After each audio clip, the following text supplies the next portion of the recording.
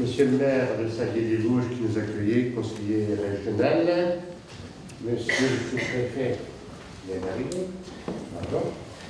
mesdames et messieurs les élus léonessiens, mesdames et messieurs les élus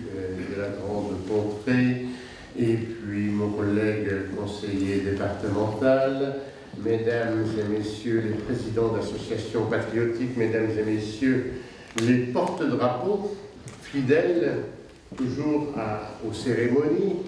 et avec une mention toute particulière pour les deux représentants américains ici présents, mesdames et messieurs.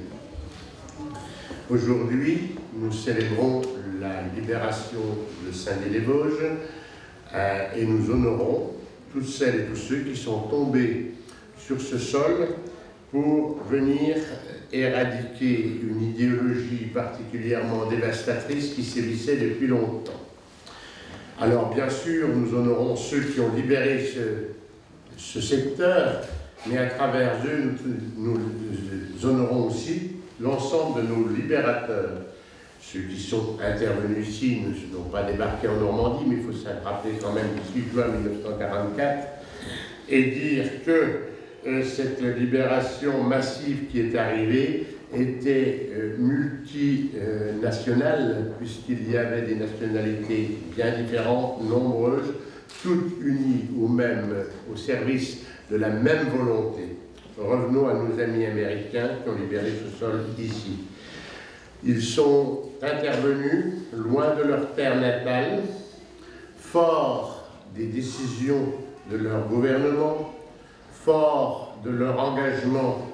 personnel au service d'une noble cause, fort d'une puissance économique extraordinaire, fort d'une technologie avancée qui leur a permis, à force de volonté, de courage, d'abnégation, de venir faire cette éradication que j'évoquais tout à l'heure. Vous venez de dire, madame, ne les oublions pas. Évidemment, nous ne les oublierons pas, mais pour ce faire, il faut ancrer cet épisode tragique de notre histoire, non pas dans le souvenir, mais dans la mémoire. La mémoire est quelque chose de bien plus fort que le souvenir, puisque le souvenir peut être modulé, peut être, agrémenté au fur et à mesure des récits et de la transmission du souvenir. La mémoire doit être la plus tangentielle possible avec l'exacte vérité. C'est cela que nous attendons de nos cérémonies, ces cérémonies qui nous rassemblent, et bien que ces hommes venus de loin pour libérer notre territoire au service de cette noble cause que j'évoquais tout à l'heure, soient à jamais gravés dans la mémoire collective pour que, du fond des cœurs de chacun, nous en soyons éternellement reconnaissants.